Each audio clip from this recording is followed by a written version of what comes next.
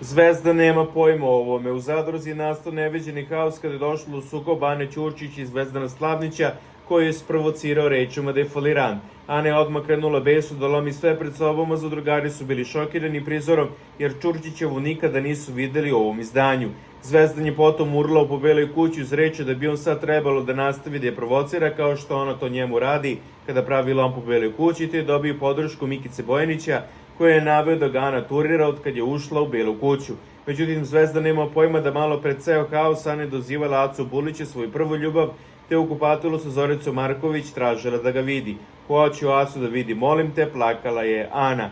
Zašto i zbog čega je želela da ga vidi, morat ćemo da saznamo u nastavku, a takođe su pojedini ljudi rekli da će Aca i ući u zadrugu. Da li će tako biti, ostaje da se vidi.